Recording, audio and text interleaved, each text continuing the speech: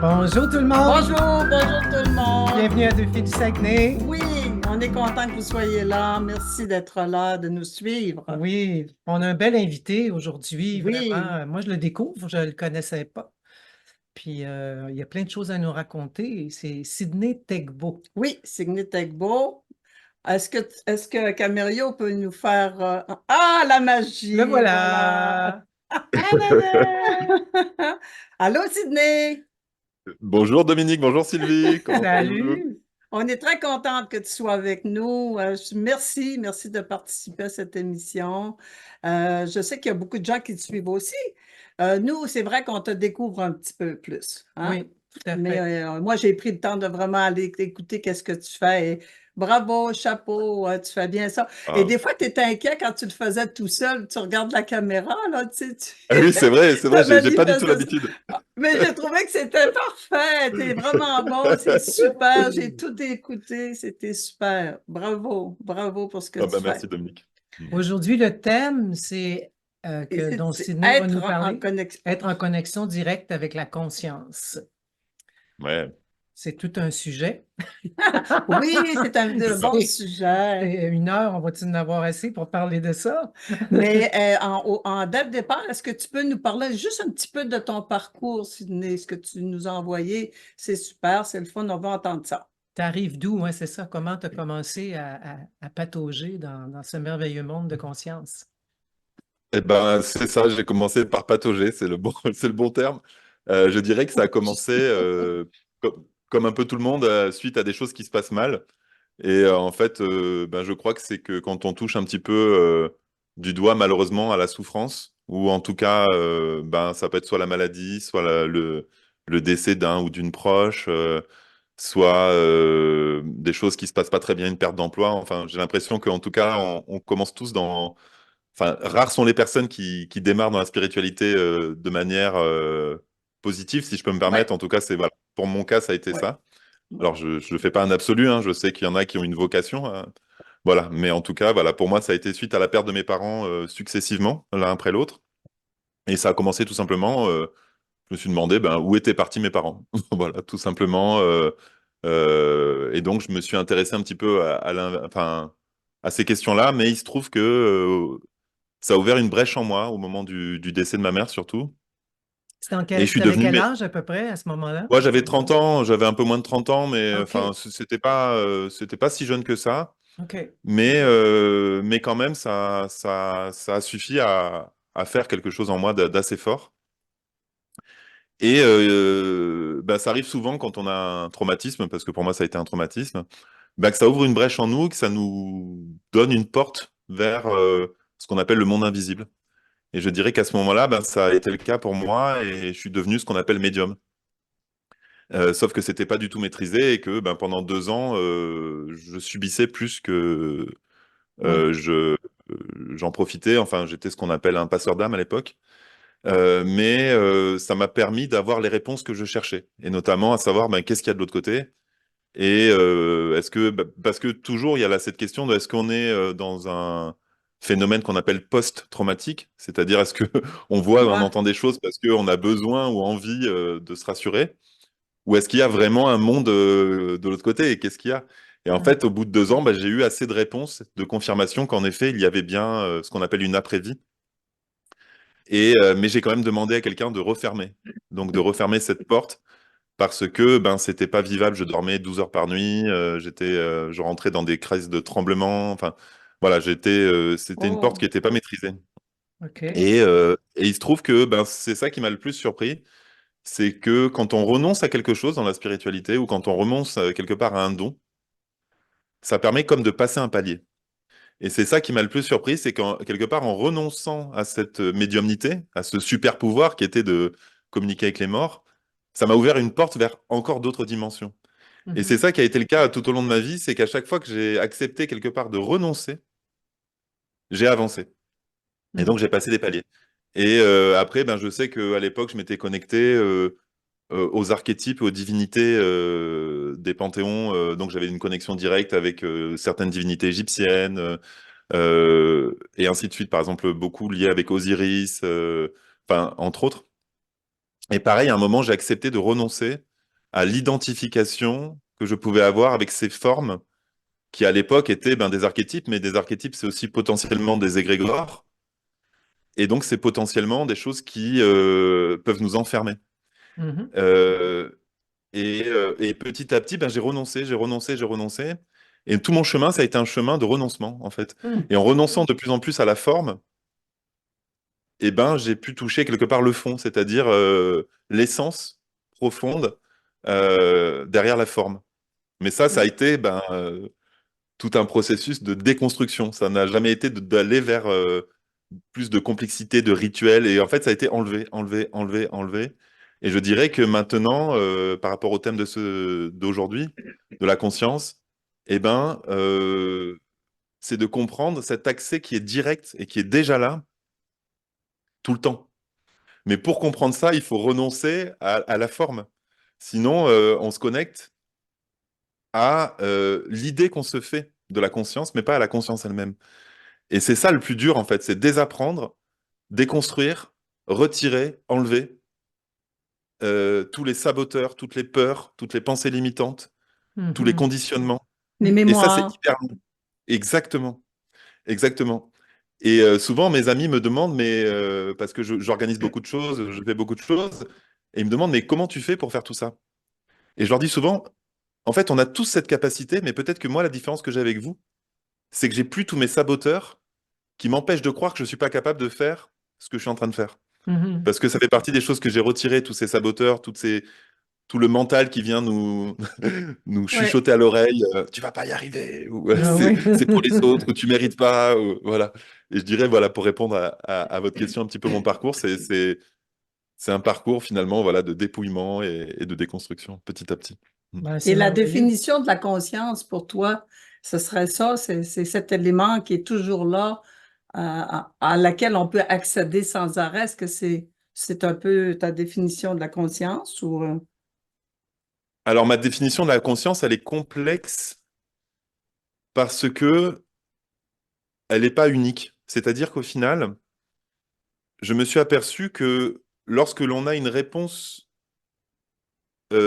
déterminée sur les choses, on est souvent dans l'erreur. C'est-à-dire que dès qu'on dit je sais, c'est comme ça, il y a 99% de chances que ça soit le mental qui veuille trouver Hmm. une issue pour se rassurer et qui nous dise OK, c'est bon, j'ai pu trouver une réponse satisfaisante, je peux dormir cette nuit, donc c'est bon, voilà. Et c'est pareil, ça fait partie de mon processus, c'est-à-dire, je vais peut-être faire un peu une pirouette, c'est-à-dire, je vais dire que je sais ce que c'est pas, mais pour dire ce que c'est, en fait, ça demande d'intégrer des contradictions. Et c'est souvent ce qu'on appelle en science, ça c'est une amie à moi qui en parlait, c'est ce qu'elle appelait les liaisons covalentes. C'est-à-dire c'est le moment où en fait on intègre la possibilité que pour une réponse, ça soit à la fois vrai, à la fois faux, à la fois les deux et à la fois aucun des deux. OK, Et je je crois que c'est un peu comprends. pareil. Voilà. Et en fait, quand on intègre ces quatre possibilités, là on commence à toucher à un semblant de réponse. Hey, ça doit être Voilà. dur de prendre des décisions. Mon Dieu Seigneur. Et ben pas du tout. C'est tout l'inverse. C'est ça qui est fou. C'est que moi, c'est-à-dire que c'est exactement ça, c'est drôle ce que tu me dis, c'est que dès que je me pose la question de savoir quoi choisir, eh ben, je sais que c'est aucun des deux. C'est-à-dire que dès que j'hésite, c'est que c'est pas bon. Parce que OK. soit je suis guidé directement, et à ce moment-là, je OK. ne me pose aucune question, Oui. soit j'hésite, et donc si tu veux, tu vois, c'est toujours ce moment où on se dit, est-ce que je dois faire tel ou tel choix? Et ben là, il y a de grandes chances que ça soit aucun des deux la réponse. Voilà. Juste Et, parce que tu te poses la question, c'est pas oui, la bonne voie. oui. C'est-à-dire Sinon, quand il on y a une n'arrive pas à trouver de certitude. réponse, Il y a une voilà. certitude Oui, qui OK. s'installe. Ou tu n'as pas oui, besoin de poser la question. Exact. Ouais. exactement. C'est la question, le problème quand on ne trouve pas la réponse. Oui. Et c'est ça que j'ai un petit peu compris. Et c'est intéressant parce que ce que tu me dis, Sylvie, c'est-à-dire que c'est un moment, on se laisse guider par la conscience. Et ça, c'est génial. Par contre, ça donne le tournis. C'est-à-dire que c'est- l'humain, il aime pas ça, quoi. C'est-à-dire Non, qu'il se c'est sent, sûr Ouais. que. voilà, il se Ouais. sent quelque part l'instrument parce qu'on peut dire le mot divin aussi. Ça, c'est un truc que je voulais vous dire, c'est-à-dire que on a tendance à assimiler le divin à la religion monothéiste, aux religions monothéistes. Et ça, j'aimerais aussi pouvoir aujourd'hui dire que ce n'est pas nécessaire de penser que Dieu égale religion. Et on peut parler de Dieu, on peut parler du divin de manière athée, quelque part. Ouais. Et athée, ça ne veut pas dire qu'on ne croit en rien, ça veut simplement dire qu'on sort de tous les dogmes, de tous les enfermements. Mhm. Et quelque part, ça c'est complexe de le dire, mais j'ai mis du temps à le dire. Hein. Mais je suis Dieu, vous êtes Dieu, on est tous Dieu. Et à un moment, quand on assume d'être Dieu, c'est pas prétentieux, c'est une grande responsabilité. Mhm. C'est-à-dire que quelque part, je suis aux commandes de ma vie et j'accepte de prendre la responsabilité de mon incarnation, de ce qui se produit autour de moi, parce que quand on admet être Dieu, on admet que l'expérience qu'on fait, on en est responsable, sur tous les plans. Et donc, ça veut dire que quelque part, c'est pas prétentieux, c'est au contraire dire, ben, qu'est-ce que l'univers ou qu'est-ce que la conscience essaie de me dire, donc qu'est-ce que j'essaie de me dire à moi-même à travers ce qui se passe bien ou mal dans ma vie. Et ça, c'est tout un reconditionnement, une repositionnement, enfin, un conditionnement, c'est même pas le bon mot. En Mhm. tout cas, voilà, un repositionnement, c'est-à-dire se dire, par exemple, souvent on dit, j'ai rencontré, je sais pas moi, dans ma vie sentimentale, je rencontre toujours le même type de profil. Je tombe, je sais pas moi, que sur des pervers narcissiques. Je tombe que sur des bourreaux, voilà. Eh ben, oui, on peut se dire, euh, oh là là, mon Dieu, je suis une victime. Ou alors, on comprend qu'est-ce que on est en train de créer comme expérience Mhm. pour évoluer. Mhm. Et donc, à ce moment-là, on se dit, ben, je cesse de me positionner en victime de la vie. Et à ce moment-là, je me repositionne en me disant, OK, qu'est-ce que là, ça me montre? Qu'est-ce que je dois apprendre? Qu'est-ce que je dois changer? À quoi je dois renoncer?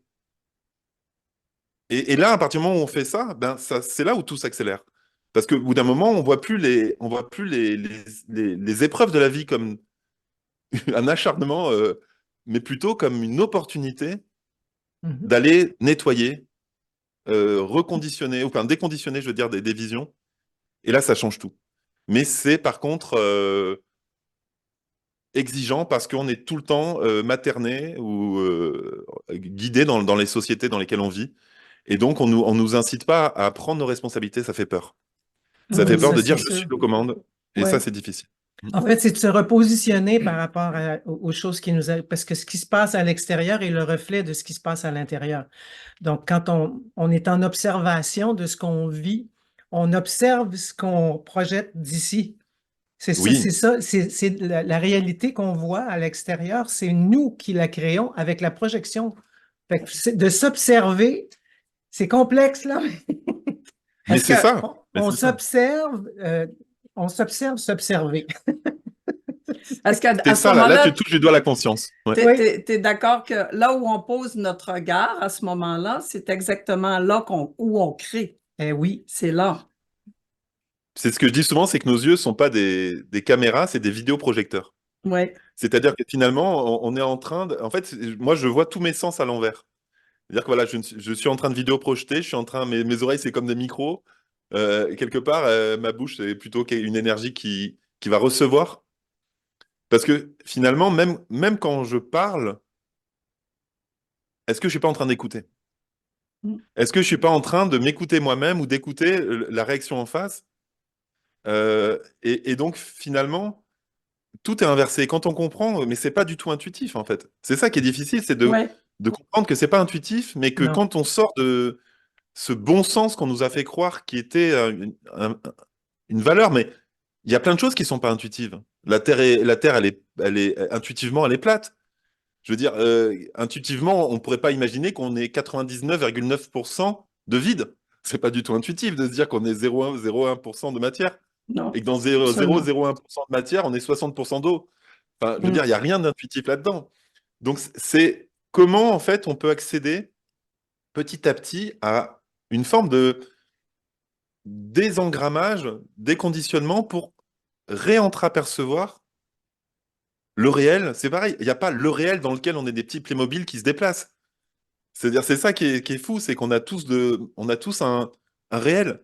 Là, on fait l'émission tous les trois, on n'en gardera pas la même idée. Non. Si on nous demandait de résumer ou de raconter cette Ouais. émission, je suis même pas sûr qu'il y aurait des choses en commun. Je suis pas sûr qu'on raconterait les mêmes choses.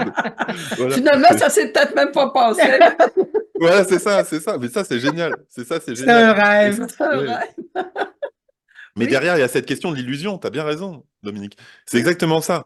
Et ça, c'est quelque chose qui est très difficile. Et c'est pareil. Est-ce que tout ce qu'on vit est une illusion? Mais si tout ce qu'on vit est une illusion, pourquoi on le vit? Et Mm. donc, c'est pareil. Donc là, je remettrai la réponse. C'est à la fois une illusion et à la fois, ça l'est pas. Et à la fois, la question ne se pose pas. Et à la fois, ben, il faut quelque part. Et à la fois, c'est rien. C'est-à-dire que ce n'est absolument pas ça. C'est-à-dire qu'on est complètement à côté de la plaque. Voilà. Et, Fait que ce que tu et dis, c'est c'est comme que ce ça que la qu'on vit, c'est pas réel. Non, ce que je dis, c'est que à la fois c'est réel et à la fois c'est pas réel. C'est C'est les l'état. deux. Mm. OK. C'est les deux. Je Ouais. dis pas que c'est pas réel, mais on voit bien que la matière, par exemple, au niveau de sa constituante, c'est des ondes. C'est-à-dire que on voit des particules qui tournent très très vite, Oui. et donc on peut pas vraiment dire que la matière soit solide. On voit bien que c'est au niveau atomique, en tout cas, ce qui fait qu'on est 99,99% de vide. C'est parce qu'il y a quelque part le noyau de l'atome avec Sa les électrons qui tournent. vibration. Voilà, sa vibration, mais Sa entre les vibration. deux, c'est extrêmement vide. Voilà. Et donc, à tout moment, quelque part, ça se réécrit. Et donc, c'est cette question un peu de la physique quantique. Mm. C'est-à-dire que finalement, est-ce que si je change, tu vois, pour dire est-ce que c'est réel ou pas, on voit bien que si on change à l'intérieur, comme tu le disais tout à l'heure, l'extérieur change. Mais réellement, l'extérieur change. Oui. Oui. Donc, si l'extérieur est capable de s'adapter à mon intérieur et de se réécrire, c'est bien que c'est comme un tableau Velleda qui s'efface et qui se réécrit. Donc, c'est-à-dire qu'il n'y a rien qui est figé. Donc, même un morceau de pierre, potentiellement, peut être là ou pas là, en fonction de ma vibration, de ce que je suis. Mm. Et donc, est-ce qu'il y a des choses immuables ou pas? Enfin, ça soulève énormément de questions, mais je dirais que pour pas rentrer dans des choses trop mentales, moi, je reviens à l'amour. Et donc, finalement, qu'est-ce qui, moi, m'anime le plus? C'est d'accéder à cet amour pur qu'on nomme inconditionnel, qui est le ciment de la vie et de la matière. Et donc, c'est comment j'intègre cet amour total, qui n'est pas l'amour humain, égotique, sentimental, mais qui est l'énergie de vie. Ce même amour qui donne naissance à un enfant, qui permet à une plante ou à une fleur de pousser, qui va décomposer la matière aussi, qui va créer des volcans, enfin tout. Cet amour qui finalement, quand on l'intègre, transcende tout. Et contrairement à ce qu'on pense, on a tous peur de cet amour. Ou en tout cas, beaucoup d'entre nous. Et en fait, c'est ce qu'on recherche le plus et c'est ce qui nous fait le plus peur. Oui, parce que ça demande de dépouillement. Ce que tu Oui, expliquais tout Ouais. à l'heure, ça Ouais. demande un total dépouillement. Alors, mais cet amour pur, Sydney, dans la vie de tous les jours, dans le quotidien, dans les difficultés, comment je vais payer mon loyer, comment je vais payer ma commande. Comment est-ce que tu vois cette intégration de l'amour pur pour ah ben voilà, tu vois, typiquement, là, c'est le cas où la question, il faut la retirer pour comprendre le chose. Parce que si je me demande comment je vais payer ma facture, c'est que déjà, je vibre dans une fréquence Mais Ouais, où je j'en ne ai peux pas pas assez. résoudre cette... ouais, Ben oui, que je suis j'en déjà dans manque. le manque, On est dans le je suis manque. dans la peur, voilà, je suis dans le manque, dans la peur, euh, dans les conditionnements, dans l'idée que il faut forcément, que ça doit être difficile, pénible. Il y a plein de phrases toutes faites que j'essaie d'enlever. Hmm. Par exemple, tout travail mérite salaire, ou on n'a rien sans Oui, rien, c'est ou vrai. il Ouais. faut mériter les choses dans la vie. Des Ça, c'est programmations. l'horreur. On est Ouais, né Mais oui, pour c'est un des petit pain. programmations Nous, totales. on a grandi avec ça au Québec. Ah On est oui. né pour un petit pain. Mm. Hein? C'était ça le. Oui, voilà, Oui. c'est ça. C'est ça. D'ailleurs, ici au Et Québec, beaucoup de gens m'ont dit, tu sais, les noms courts, là, Paul, Louis, petit Louis, petit Joe, petit Claude, on en voit moins aujourd'hui, Ouais. mais l'idée de la Le petitesse diminutif. était assez ancrée ici. Oui. Et c'est pour ça qu'il faut jamais même réduire le prénom de quelqu'un. Moi, Mm. j'aime pas qu'on m'appelle Sid. C'est Sydney. Hmm. Et au bout d'un moment, parce que voilà, c'est pas la même fréquence. Tu C'est vois, vrai. T'as Domi, c'est pas raison. pareil que Dominique. Ça Oui, n'a t'as rien à voir. raison. Oui, t'as Au niveau raison. même numérologie, au niveau, bon, après, on peut adhérer ou pas à la numérologie, mais en tout cas, il y a la force des lettres, du langage, le verbe, c'est tous les écrits parlent du verbe. Et le verbe, c'est hyper important dans la création. Donc ça, c'est aussi une part de la réponse, c'est-à-dire comment je me positionne face au monde. Si je crois que je dois survivre, à ce moment-là, je suis tout le temps en train de En projeter la survie. survie. Oui. Oui. Ouais. Donc, je fais l'expérience de survivre. Hmm. Donc, c'est ce que l'univers me renvoie. Alors, ça peut être très énervant, cette façon de penser, parce que on va me dire, ouais, mais moi, par exemple, je me suis fait agresser dans la rue ou j'ai été battu par mes parents. Ça voudrait dire que je suis créateur de tout ça. Donc, ça veut dire quoi? Et puis, un enfant de 3 ans qui meurt d'une leucémie, est-ce qu'il l'a créé? Donc, ça, c'est hyper compliqué parce que il y a forcément des situations ou des cas où ça dépasse la morale. Et ça, c'est Hmm. l'autre facteur, c'est-à-dire, on va me dire, ouais, c'est bien, mais bon, t'es quelque part de bonne famille, t'as pas souffert, t'es pas malade. Voilà. Donc, oui, c'est facile de dire ça parce que t'as le temps de réfléchir, mais si t'étais né en Inde, dans un bidonville, est-ce que tu pourrais avoir cette même réflexion? Tu serais dans ta Hmm. survie. Et c'est vrai, c'est C'est complètement vrai vrai. Et c'est pour aussi. ça qu'encore Ouais. une fois, les réponses sont complexes. C'est-à-dire que Mm. je peux pas donner un absolu. Et ce que je dis, évidemment que c'est parce que je suis un occidental qui a le temps d'avoir le luxe de se poser et de réfléchir à tout ça. Mm. Et en même temps, je crois que c'est ça aussi que nous, on doit apporter. C'est-à-dire que si on n'est que dans nos besoins primaires, qui sont avoir un toit, se nourrir, se reproduire et survivre, ben, on ne fait pas évoluer. Parce que la conscience, parce que finalement, moi, je vois qu'on est là pour spiritualiser la matière. C'est-à-dire que on est comme, quelque part, des représentants de la conscience dans la matière pour alchimiser la matière et la faire évoluer. Et à chaque fois que nous-mêmes, on évolue, par effet de résonance, on transforme ce qui nous entoure. Hier, j'ai parlé avec une amie et c'était très bizarre parce que elle a eu un espèce de déclic comme ça et elle m'appelle, elle me dit, mais j'ai eu un déclic. Et là, on parle pas. Et pendant 20 minutes, on ne parle pas. Et à la fin, je dis, c'est bon, je l'ai eu. Merci. Et on raccroche. Et en fait, il n'y avait rien besoin de plus. Et simplement, dans son état d'être, elle transmettait, par effet de résonance vibratoire, ses compréhensions. Et finalement, c'est chacun d'entre nous, si chacun d'entre nous, ben, déjà, nous, on a des chaînes YouTube, donc c'est peut-être encore plus visible que d'autres, mais si chacun d'entre nous, on passe ces paliers de compréhension, on n'a même pas besoin de discuter avec les gens pour leur expliquer ou chercher à les convaincre de quoi que ce soit. On devient l'expression vivante, manifestée de ces compréhensions. Et par effet de résonance, un peu comme dans ce qu'on appelle l'expérience de l'inconscient collectif, comme du centième singe, on va forcément vibrer ces compréhensions et incarner ces changements.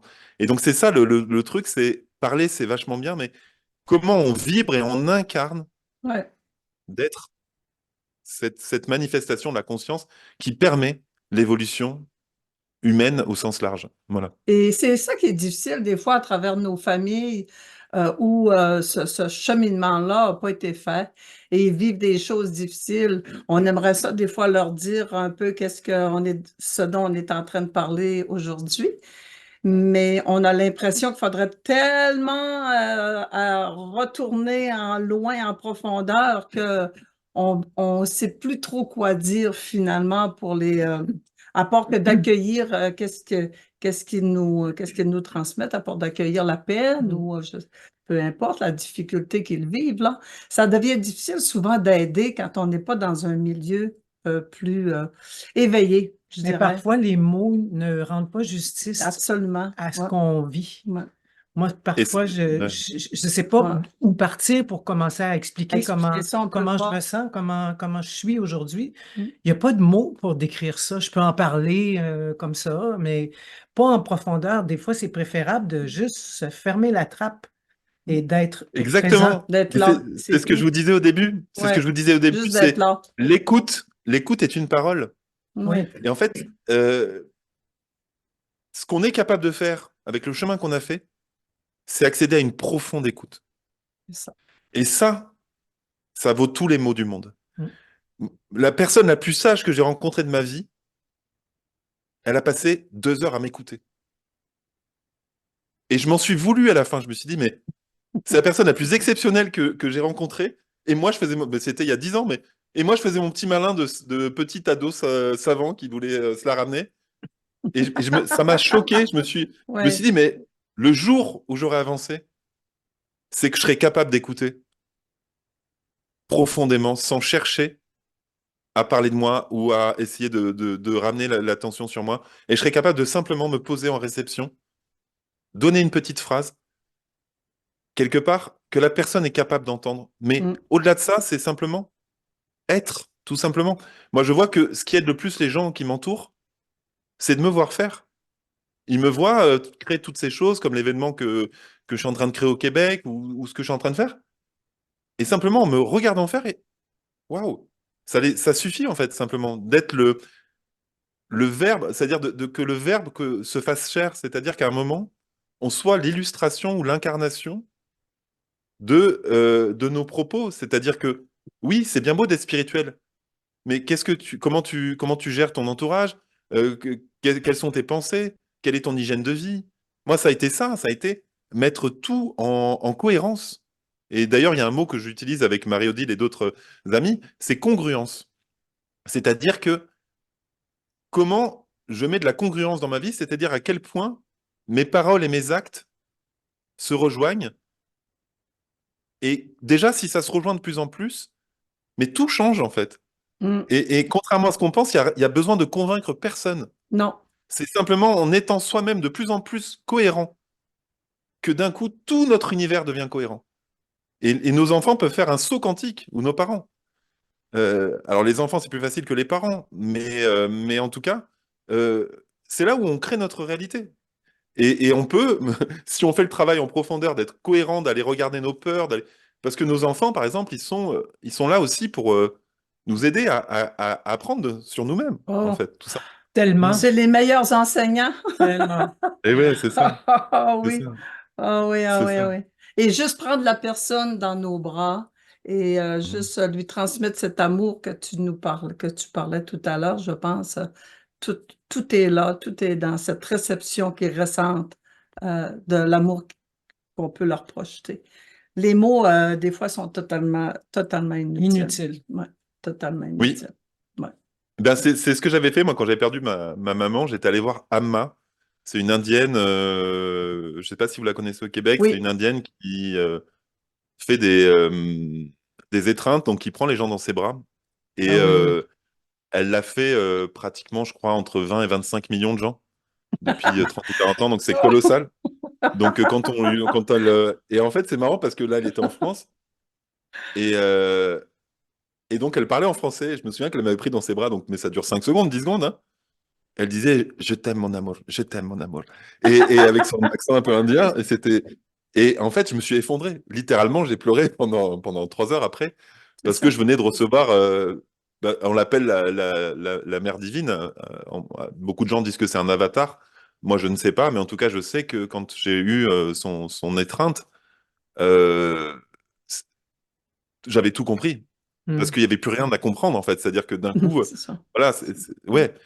Mais encore une fois, je mettrai une petite nuance, c'est-à-dire que cet amour que tu décris, qui est un amour englobant et maternant, il est très beau, mais c'est encore bien plus vaste, ce que je décris comme cet amour Oui. inconditionnel et total. C'est un peu plus subtil, mais c'est vraiment euh, se relier au vivant. C'est-à-dire, c'est voir tout le vivant autour de nous, toute la création, à quel point on est quelque part intimement intriqué, imbriqué dans tout ce processus du Mm. vivant à chaque instant. Et par exemple, oui, on est nombreux, par exemple, à être devenus, je sais pas moi, végétariens. C'est génial. Mais est-ce que tu mets de la conscience quand tu manges ta salade? Mm. Parce que si tu crois qu'il n'y a que le bœuf qui est vivant, mais pas ta salade ou ton basilic, tu te trompes. Donc, et quelle conscience tu mets même quand tu croques une feuille de salade ou quand tu vas en forêt? Est-ce que tu es capable de voir que l'arbre, par exemple, il est encore plus sage que toi? Parce que finalement, on comprend qu'il y a une sagesse ancestrale dans le vivant. Et donc, c'est comment on met de la conscience sur tout ce qui nous entoure. Et c'est pas simplement voilà, de lire des livres spirituels, non. C'est est-ce qu'on est en conscience au quotidien? Et c'est pas non plus une culpabilité. Il s'agit pas de pleurer pendant 3 jours quand on mange un basilic. Non, mais c'est parce que c'est ce Là, qu'on c'est pourrait appeler émotif, là. voilà, Hey, ça ça s'appelle coûte la cher des sensiblerie. Kleenex, ça, là. Voilà, c'est ça. C'est ça. On Ça, est rendu c'est pas très la même émotif. chose. Oui, c'est ça. Mais c'est prendre conscience. Moi, je sais que par exemple, je suis parti à l'étranger et j'étais donc sur une île pendant 2 ans et demi avec des chasseurs et des pêcheurs. Et des moments, je les ai accompagnés parce que j'avais besoin de comprendre et de prendre conscience. Mais on vit dans une société complètement dissociée. Je veux dire, le poisson, on pense qu'il est carré. La viande, on voit de la barquette, on veut pas qu'il y ait une goutte de sang. Il faut pas que ça sente, faut rien. Et donc, on vit tout le temps des états dissociés en permanence. Hmm. Et le problème de ces états dissociés, c'est qu'on ne prend plus conscience de la vie elle-même et que pour que nous puissions faire cette expérience, ça veut dire qu'on doit quelque part être en osmose avec le vivant. Alors, il ne s'agit pas de culpabiliser quand on note une vie, parce que ça fait partie d'un processus. Je parle d'une vie animale, hein, bien sûr, pas d'une vie humaine. Mais euh, il s'agit de comprendre que c'est quelque part un cadeau que nous fait Mère Ouais. Nature, voilà, Gaïa, si on veut, et que c'est comme une offrande, et que quelque part, si on ne reçoit pas à sa juste valeur en conscience, eh ben, on est déconnecté du divin, en fait. Et le divin, il commence par, voilà, qu'est-ce que je mets dans mon corps? Même l'air que je respire, quelque part, est divin. L'eau que je bois, elle est divine. Voilà, tout ça. Et, et là, d'un coup, petit à petit, on a des clés pour aller vers cet amour inconditionnel. Est-ce que je suis en amour pour le verre d'eau que je viens de boire, pour l'eau qui, quelque part, me désaltère, pour l'air que je respire? Parce que pour que tout ça soit possible, il a fallu des milliards d'années. Pour que je puisse avoir cette eau, il a fallu que Ouais. toute la magie du divin soit là. Voilà, déjà, C'est ça ce commence qu'on par là pour appelle, moi. dans le fond, bénir. Bénir Oui, sa nourriture, bénir oui, tout ce qu'on absorbe. oui, c'est le sacré. Ouais. C'est mettre du sacré dans chacun de nos actes. Et c'est pas religieux, c'est pas même bouddhiste ou non. Le sacré peut être encore une fois détaché de toute culte ou de toute religion. C'est s'aimer soi-même. Parce que derrière le sacré, il y a s'aimer soi-même. C'est-à-dire que quand je bois ce verre d'eau, je peux aussi me remercier moi-même, quelque part, de ce bienfait que je m'apporte. Mm. Et donc, quelque part, je m'honore. Et à travers moi, en m'honorant, c'est toute la création que j'honore. Et c'est apprendre à se dire à soi-même je t'aime à Hmm. travers tout. Et quand je mets du sacré dans la feuille de salade que je mange, j'accepte de m'aimer. Et c'est ça qui est derrière. Mm. Et c'est pas simplement remercier Gaïa en étant dans la culpabilité de oh là là, je prends à la planète ses ressources. Non, ça, c'est pas s'aimer, c'est s'affliger. Hmm. Donc non, c'est on reprend sa responsabilité, on se remercie de se nourrir, de respirer, d'être voilà, de profiter d'une balade, de toucher la nature. Et c'est là où petit à petit, on sort de cette espèce de complexe qu'on pourrait avoir de culpabilité permanente ou de se dire que si on est trop heureux, si on s'aime trop, ça va pas. Ou voilà. C'est au final, se relier à la conscience, c'est prendre conscience. Et donc, c'est changer de regard sur là où on regardait d'une certaine manière les choses, on les regarde depuis un autre point de vue qui est enfin, j'accepte de sortir de la croyance que je ne m'aime pas ou que Hmm. je ne fais pas assez pour moi-même ou Hmm. que voilà. Et j'accepte de reprendre en main mon amour pour moi. Et ça, c'est hyper difficile, contrairement à ce qu'on pense, parce qu'on est conditionné à ne pas s'aimer, en fait. Ça prend beaucoup de vigilance pour y arriver, pour être dans Oui, l'amour constant de nous-mêmes. Mais quand on est à ce point-là en amour avec soi-même, il n'y a plus rien à l'extérieur qui va pouvoir venir nous saccager, nous battre, nous faire mourir de faim. Tu comprends? On n'attire plus des pervers narcissiques, comme tu disais tantôt. Mm. On arrête d'attirer ce genre de personnes-là parce que on ne laisse plus entrer vers nous parce que à cause de l'amour qu'on a pour nous, ça demande une vigilance incroyable de chaque instant d'arriver à vivre comme ça. Ça fait partie de la conscience. Oui. Ça fait partie de tout du mouvement de la conscience. Sydney, j'ai écouté un peu tes capsules. Ben, pas un peu, j'ai écouté plusieurs capsules. Et il y a quelque chose qui m'a attiré vraiment parce que tu as fait une distinction entre la souveraineté et être roi ou reine.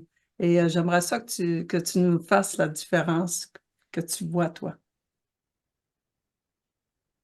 C'est-à-dire, bah, c'est toujours dans cette idée de responsabilité. C'est-à-dire que quand je disais le roi ou la reine, je parlais du potentiel dictateur qui, en fait, a peur et donc qui veut contrôler et dominer son environnement parce qu'il considère que ce qui est autour de lui est hostile. Un dictateur ou un petit roitelet, comme on appelle, c'est un enfant intérieur qui n'est pas quelque part qui a peur et qui, c'est-à-dire, c'est toujours sortir de cette survie. On passe notre temps à nous expliquer que tout à l'extérieur de nous est dangereux. Les médias nous le disent en permanence, et même si on regarde pas la télé, on va le voir passer dans les réseaux sociaux partout. On nous fait croire qu'il faut se protéger. Mm. Chez nous, d'ailleurs, la protection sociale, c'est pour la santé, donc on doit se protéger des maladies. On doit avoir un système d'alarme de sécurité. On Les doit assurances, hein? Ouais. On prend les des assurances. assurances pour tout. Voilà. Donc, de base, on est dans un monde hostile, et si on s'en sort, on aura de la chance. Voilà. En gros. Et c'est pareil pour tout, même dans les relations amoureuses, dans les relations amicales. D'abord, on doit voir si l'autre est potentiellement un danger. Et on va passer des mois, des années à l'observer, même dans les relations sentimentales. Attention, j'ai toujours un œil de vigilance, des fois que, même au bout de 10 ans, tu puisses toujours m'arnaquer ou voilà, pouvoir m'utiliser ou te servir de moi. Et évidemment, on est toujours dans cette peur. Donc pour moi, la différence entre le petit roi et le souverain, ou le roi et le souverain, c'est que le souverain, quelque part, il a transcendé tous ces mécanismes de survie et de peur. Et comme je vous disais tout à l'heure, c'est changer de regard sur son environnement, soi-même, et ainsi de suite. Et donc, c'est vraiment cette idée qu'à un moment, je repose un autre état d'observation, un état d'être-té, comme on pourrait le dire, sur mon expérience d'incarnation. Et le souverain, c'est celui ou celle qui n'est plus en réaction de peur face à l'extérieur, qui est capable de voir les choses telles qu'elles sont, c'est-à-dire à un moment, est-ce qu'on est prêt à voir ce qui est sans que ça nous effondre? Est-ce que je suis capable de voir ma famille telle qu'elle est, mes amis tels qu'ils sont, Ouais. ma vie telle qu'elle est? Ou alors, est-ce que j'ai envie de projeter ce que j'ai envie que ça soit parce que sinon j'ai du mal à dormir? Donc c'est ça, c'est un regard juste, sortir des peurs, sortir des définitions et des conditionnements. Je ne sais plus quel penseur asiatique disait je ne sais pas ce que c'est qu'un arbre. Mais c'est pareil pour tout. Je ne sais pas ce que c'est que ça. Voilà, je ne sais pas ce que c'est. Et à partir de là, je peux vraiment le regarder. Parce que si c'est un verre, je le regarde jamais. Voilà. Donc, comment je fais pour voilà, réobserver ce qui m'entoure? Et surtout, le souverain, c'est celui qui est dans l'amour. C'est-à-dire que à un moment, on est au service quand on est souverain. Et on ne dirige pas et on ne domine pas. On est au service. Et finalement, le souverain, c'est celui qui est le premier à, un peu comme, comme on dit en mer, quand on est le capitaine d'un bateau, c'est le dernier à sortir du bateau quand il coule. C'est ça le souverain. C'est-à-dire c'est celui qui est capable de prendre ses responsabilités et, quelque part, de ne pas fuir face aux épreuves de la vie. Mais en même temps, c'est là où c'est génial, c'est qu'on est complètement guider, accompagner.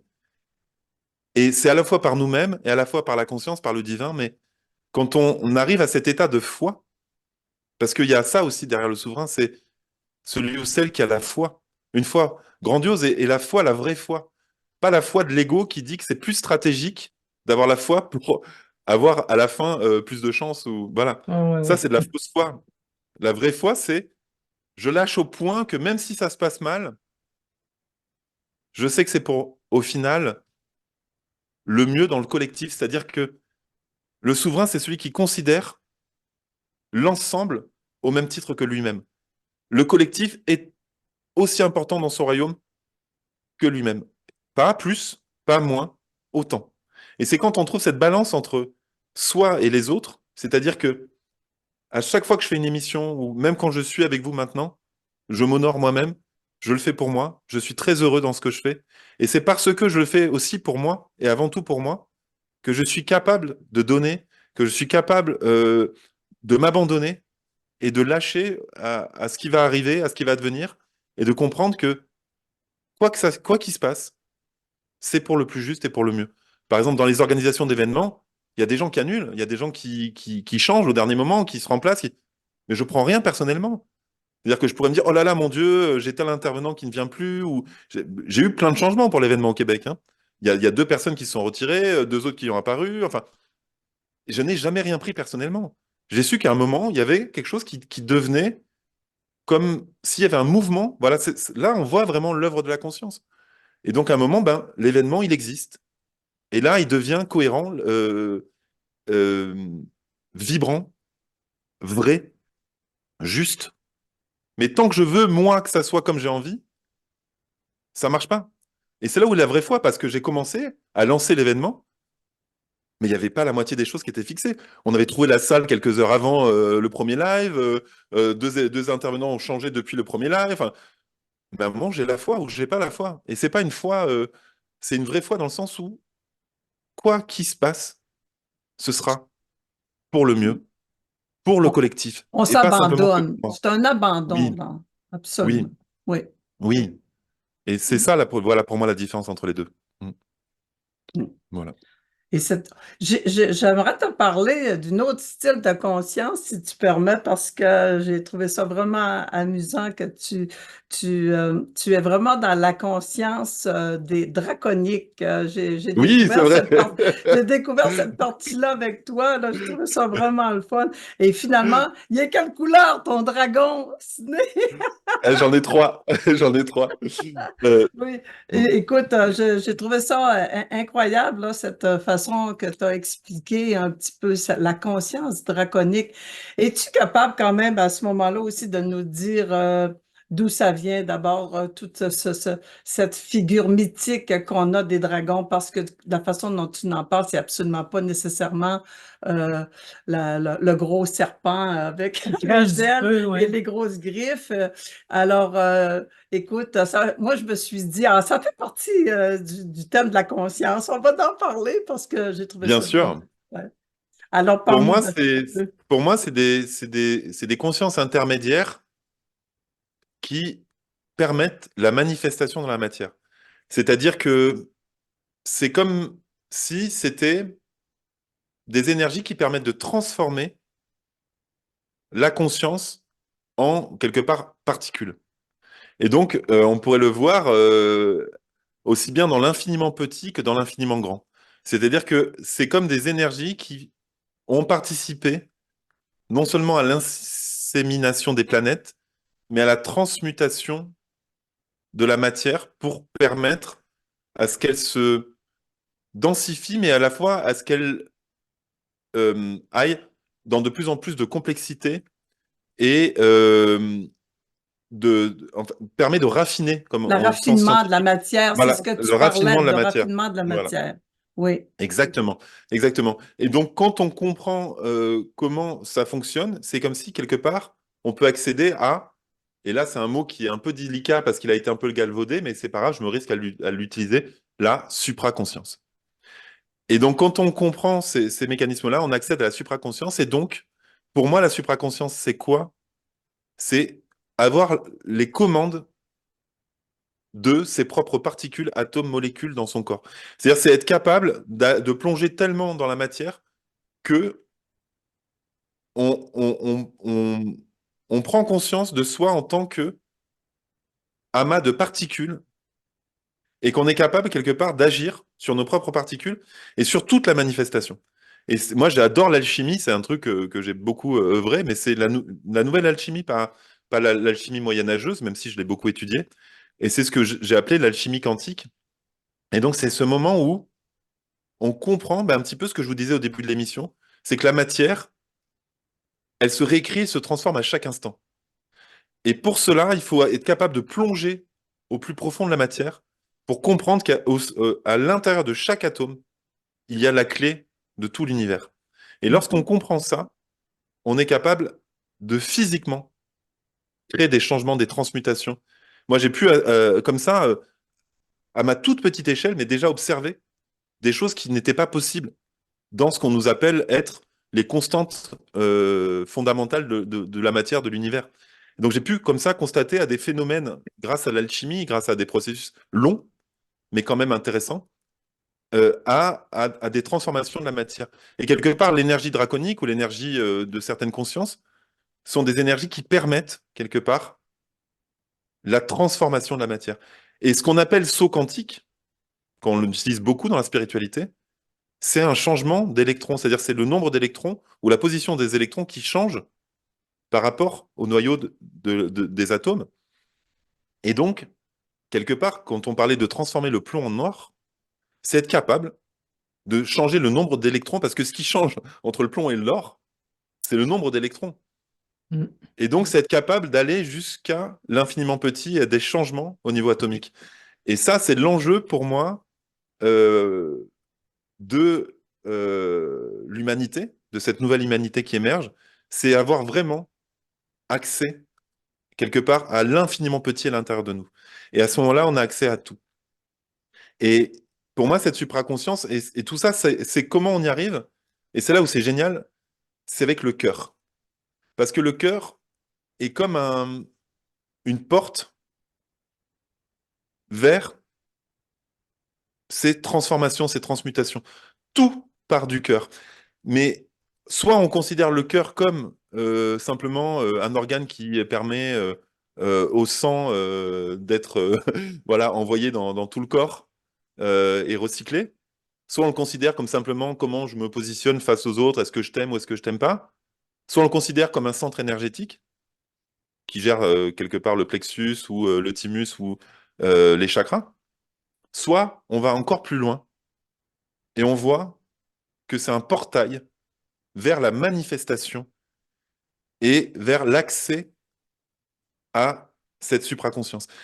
Et ça, c'est vraiment quelque chose que moi, je vais faire justement dans l'événement du 20 et 21 avril, que je vais faire à Beauce. C'est vraiment permettre d'accéder à ces états d'amour qui permettent profondément de transformer son expérience dans la matière.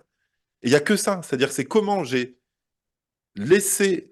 C'est-à-dire que finalement, tout ça, c'est comme un instrument de musique qui serait un peu comme encrassé.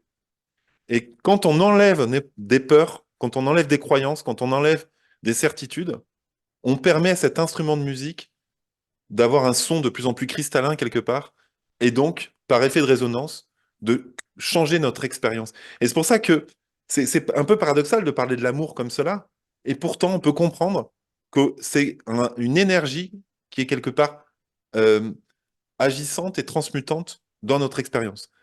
Mais ça nous demande de repenser notre rapport à Ouais. l'amour et de voir que l'amour est une énergie agissante et c'est pas simplement un état réceptif dans lequel je me laisse aller dans l'amour et je me perds dedans. Non, c'est une énergie qui va bien au-delà du rapport familial, sentimental, Mhm. amical.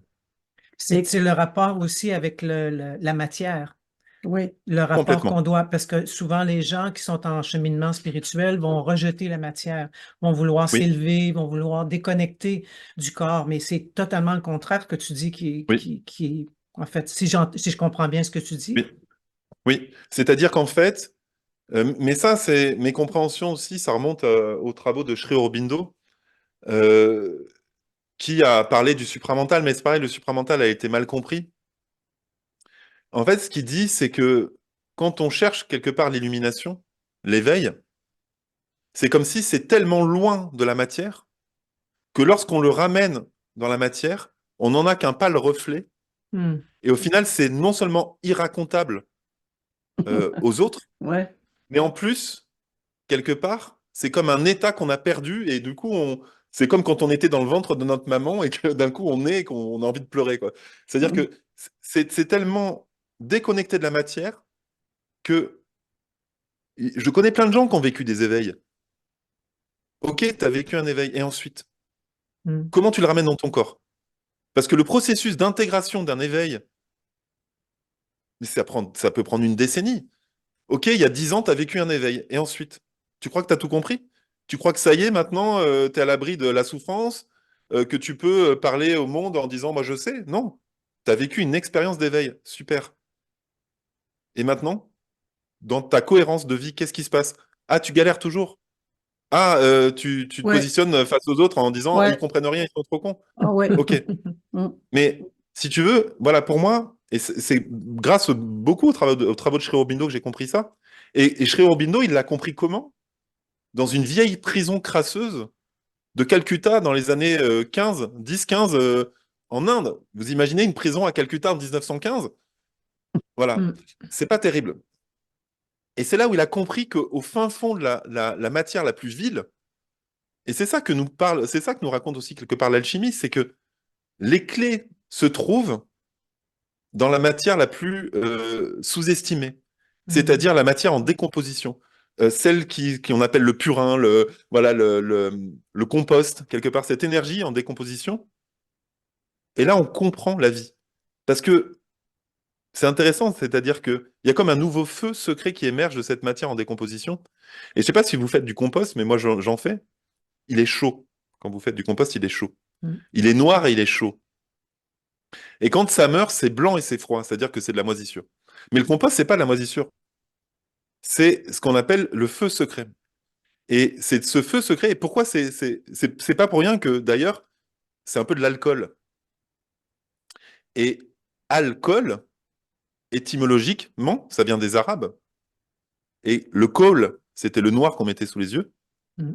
Donc c'est bien que cette matière est noire. Mais al, ça veut dire Dieu. Hmm. Et donc c'était le noir de Dieu, quelque part. Et donc il y avait cette idée. Alors, bon, il y a toute la religion islamique qui a fait que l'alcool est interdit, mais ça, c'est encore autre chose. Mais c'est quand même les inventeurs de l'alambic et de l'alcool qui ont fait avec l'alambic. Donc c'est toujours al, hein, chaque fois, on peut le retourner dans tous les sens, mais ça Mhm. veut dire Dieu. Et donc il y a cette idée que dans cette matière, on trouve Dieu. Et c'est pas dans la lumière blanche, non, c'est dans ce compost et cette matière en décomposition qui quelque part est en train de se fragmenter, parce que qu'est-ce que de la décomposition? Si ce n'est le fait que quelque part la Terre est en train de digérer la matière, donc de la fragmenter vers l'infiniment plus petit pour pouvoir la recycler et la transformer, que se trouvent les clés de cette supraconscience, de cet amour quelque part. Si on comprend la décomposition de la matière et qu'on comprend comment parvenir à ce nouvel état d'être par ce feu secret qui émerge, là, on peut avancer. Mais si on cherche quelque part cette lumière comme dans le ciel avec les anges et tout, on va être tout le temps dans la dualité, parce qu'on va vouloir être tout le temps je suis que lumière, je suis un Mhm. être. Voilà. Absolument. Et là, on est perdu pour moi Ouais. dans des cycles infinis Ben oui, parce qu'on vit d'action-réaction. dans un monde duel, Ouais. donc il faut qu'on compose avec ce monde duel-là. Tu n'as pas le choix. Ouais, Sinon, ouais. tu deviens fou. Et ce feu que tu parles de Mm, transformation, de mm, transmutation, c'est mm. le lien que je faisais avec la conscience draconique quand tu nous parles. Ouais, Parce que c'est le feu, le dragon, c'est le feu oui, qui oui, transforme tout, qui raffine la oui, matière, c'est ce que tu oui, disais. Alors, oui. on est dans un processus de transmutation. C'est super. Le feu, il retire tout ce qui n'est pas nécessaire. Il Oui, enlève tout ce qui est superflu et il va quelque part voilà, permettre à la matière. D'ailleurs, tout le tableau périodique des éléments, c'est fait par le feu. C'est-à-dire que au début, il y avait ces grosses boules d'hydrogène qui, en fait, ont permis aux éléments d'apparaître les uns après oui. les autres. Mais c'était quoi? C'était, voilà, alors c'est pas la même chose que la décomposition de la matière, c'est encore autre chose, mais on voit bien que c'est à un moment une certaine température, une certaine chaleur, un certain feu qui est capable de faire passer la matière, de lui faire des sauts quantiques à la matière. Et donc, c'est pas quelque chose voilà, qu'on voudrait de doux, de simple, de facile. Je veux dire, la Terre s'est fait avec des volcans en Le volcan, éruption, oui. avec des tremblements de terre, avec Ouais. Les voilà, tsunamis, ouais. exactement. Et quand moi je vous l'ai dit, c'est la mort de mes parents qui m'a amené là. Enfin, c'est pareil. Pour moi, ça a été des tremblements de terre et des volcans et des tsunamis. Donc, on voit bien qu'on ne peut pas passer, on ne peut pas faire l'économie de traverser quelque part ces zones turbulentes Non. pour accéder derrière à ces compréhensions. Mais c'est pas je suis que dans la lumière et je ne veux rien voir. Non, Mm. c'est je plonge dans ce feu et on verra bien ce qui se passe après, quoi. En C'est gros, ça. c'est un petit peu ça. Les souffrances, en fait, sont le creuset de la transformation. Oui. Exactement, On, exactement.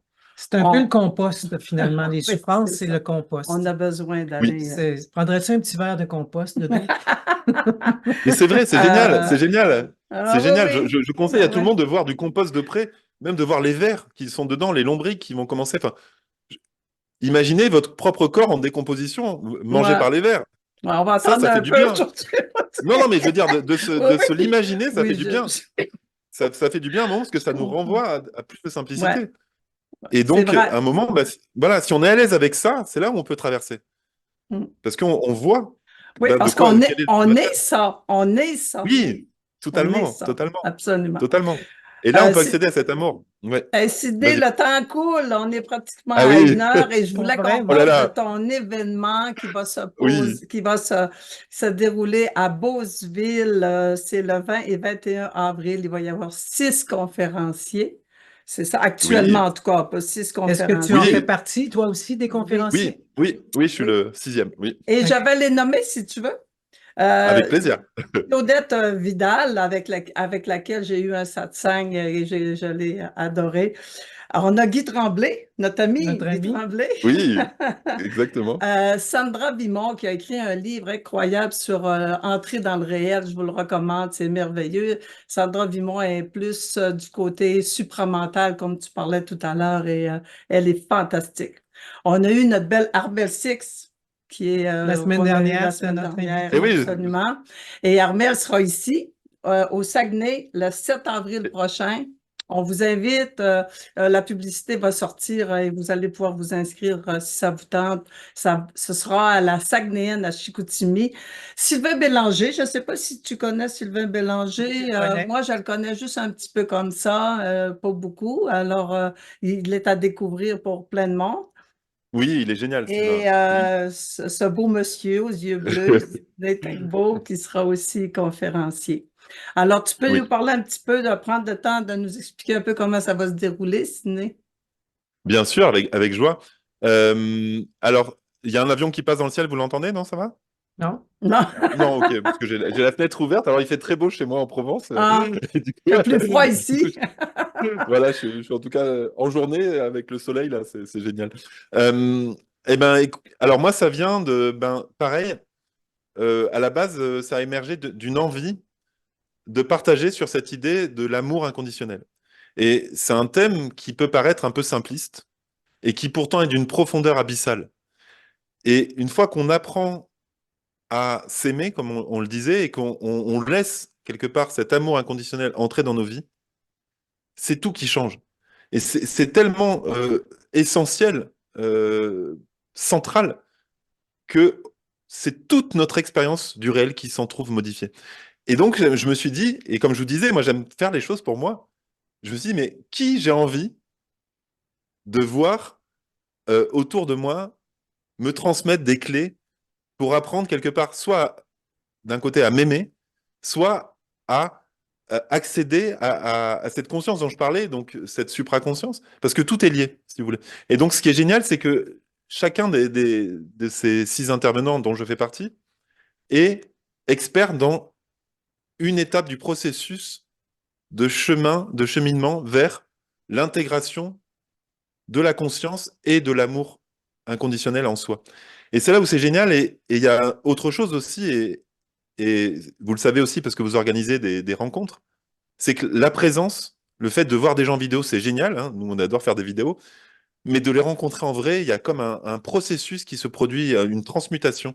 Et donc, je me suis dit, ben voilà, c'est ça. Et tout converge sur cet événement, c'est fou. c'est comme magique. Et si vous étiez dans l'organisation, vous verriez comme c'est magique. Euh, Tout converge pour aller vers c'est- cet événement, mais c'est comme hallucinant. Vous voyez, c'est comme un entonnoir qui fait que, vous voyez, comme l'eau du bain qui va vers voilà, qui se dirige. Et je vois bien qu'il y a comme une énergie qui amène vers cet événement, et comme s'il y allait avoir un avant et un après en termes de transformation. Et ce que j'adore aussi, c'est réunir plusieurs intervenants parce que ça nous permet d'avoir une vision, comme je disais tout à l'heure, un peu covalente, c'est-à-dire, eh ben, vous allez voir quelqu'un qui va vous dire blanc et quelqu'un d'autre qui va vous dire noir. Mm, Et les deux sont vrais. mm, Et comment vous faites? Et c'est comme ça pour moi qu'on accède à ces transformations, c'est en étant capable de réunir des gens qui ont des bagages, qui ont accès à des prismes ou à des morceaux de la conscience différents. Vous voyez, c'est un peu comme la parabole de l'éléphant. Si on touche le pied, on en a une expérience. Si on touche la queue, les défenses, la trompe ou le corps, chacun va décrire ce que c'est que l'éléphant de manière différente. Et pour moi, c'est un peu ça, tous ces intervenants. Ils vont chacun décrire l'amour inconditionnel et la conscience de manière différente. Et c'est ça que je voulais. C'était pas d'avoir des gens qui sont tous d'accord les uns avec les autres, mais d'avoir des personnes qui nous permettent ben, voilà, d'accéder à une vision plus globale des choses. Et donc c'est génial parce que bah voilà, moi c'est quelque chose que j'adore faire. J'adore le collectif, j'adore ça. Et je pense que voilà, en 48 heures ensemble, parce que on a tout un lieu qui nous est dédié à Beauceville, on va pouvoir être déjà dans la nature, sortir un peu des villes. Alors, je sais que vous, ça va, vous n'êtes pas au milieu des agglomérations trop peuplées, mais voilà, on a Non. hésité longtemps entre Montréal et Québec. Et finalement, bah, c'est la Beauce qui nous est apparue parce que on veut pouvoir vivre ces transformations entre nous, sans être perturbé ou dérangé. Voilà. Donc c'était pour faire court. On a déjà la moitié des tickets qui sont vendus, donc n'hésitez pas, voilà, à vous inscrire. On est en plein milieu et ben voilà, vous me direz aussi si vous serez là. Enfin, je pense qu'en tout cas, c'était le plan. Et puis voilà, voilà, ben, on prévoit plein de surprises, enfin, Est-ce qu'il y a une plein de belles limite de choses. participants, de gens qui peuvent s'inscrire? Oui, Oui, oui, la capacité maximum, c'est 225 par OK. rapport à la salle. D'accord, c'est bon à Voilà. savoir. Je pensais que c'était illimité. Non, c'est pas illimité, c'est 225 parce voilà, on peut pas accueillir plus de monde par rapport à la capacité de la salle qu'on a trouvée. OK. Voilà. Donc c'est à peu près ça, hein, voilà. Ben, écoute, je vous souhaite vraiment un gros succès avec cette rencontre qui va élargir qui va élargir les Oui, consciences et les perceptions de chacun, parce que chacun a sa perception de ce qu'est l'amour. Alors, oui, ça va oui, élargir oui, toutes les consciences de tout le monde et le regard qu'on porte sur l'amour. Et oui, c'est super important. les publicités seront faites sur plusieurs sites comme Deux filles du Saguenay, Soins Sylvie, Dominique Reçoit, Agapez-vous aussi.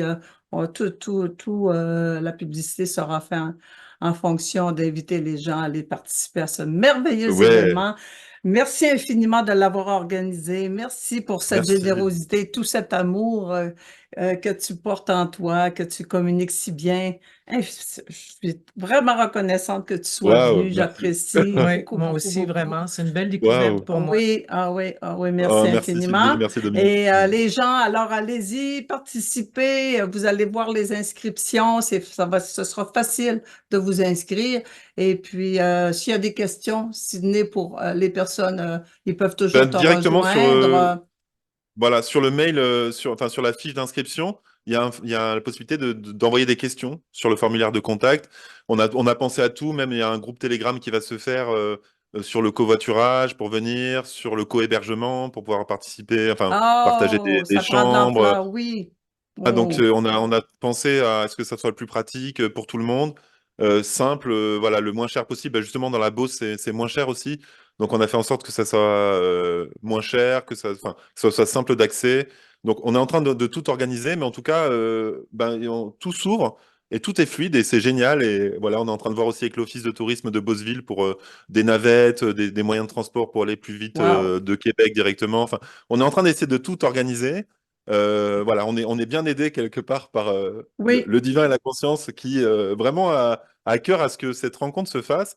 Et tous les intervenants sont géniaux et ravis voilà, tout le monde met la main à la pâte. participer. Voilà, C'est Ouais. merveilleux. et puis il y en a plein qui se connaissent pas entre eux. Et donc c'est génial de voir un petit peu comment toutes les communautés de chacune et chacun des intervenants et intervenantes vont se rencontrer pour eux-mêmes discuter, parce que c'est pas que venir voir des gens qui est intéressant, c'est de rencontrer les autres participantes et participants. C'est ça qui est génial. Oui, C'est ça la grosse absolument. valeur ajoutée. Ouais, Absolument. voilà. Alors, on termine là-dessus. Oui. Est-ce que tu avais un petit Non, tu mot? remercieras tes 3 dragons qui t'aident dans l'organisation de tout ça. C'est ça. Faut pas les oublier, nos dragons. Sylvie, tu Oh non. restes avec nous. Tu restes avec nous. On dit un beau bonjour à nos Oui. auditeurs. Merci à tous Merci. de nous suivre Merci et de nous infiniment. aimer comme vous le faites. Merci. Le beau cœur, le beau cœur. Bye. Bye bye. Merci.